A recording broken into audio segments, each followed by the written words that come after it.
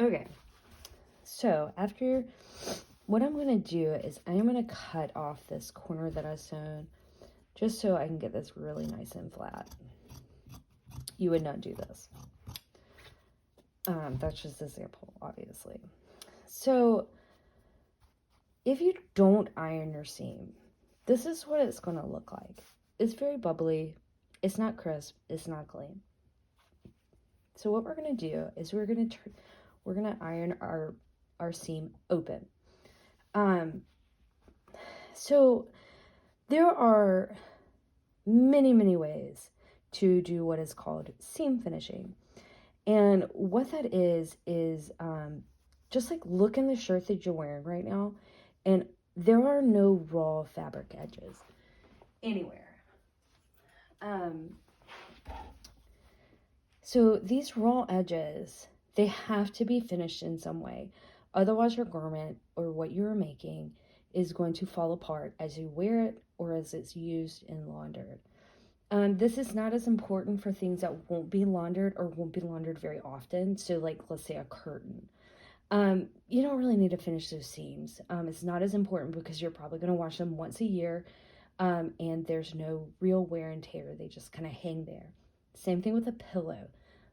So if you were going to bag this out, you don't need to worry about finishing these seams because they are going to end up being encased inside of a pillow. So, but for most everything else, clothing and such, you are going to need to finish these seams. But just like pinning, as you're learning how to use the machine, as you're learning how to put the puzzle pieces of clothing together, as you are learning about all these things, don't worry about finishing your seams right now. Let's just learn, like, get really comfortable with the iron, get really comfortable doing seams, and then you can start exploring seam finishing. So what we're going to do now is we put our piece flat on the ironing board or the ironing table. Again, this table, since it is cork, I also padded it so I can't iron straight on it, which is why it looks so dirty.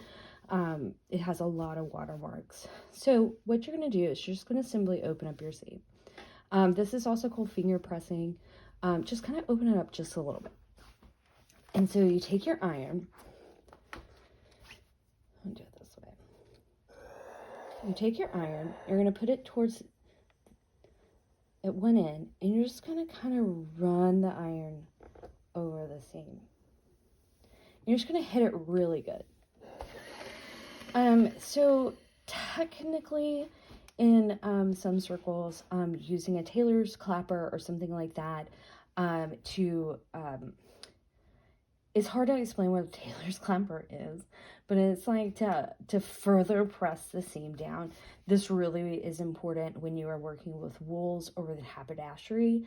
You are going to really have to set in what you're doing. If I am doing something that needs like a little bit extra, I'll just use my hands. It's just not that hot.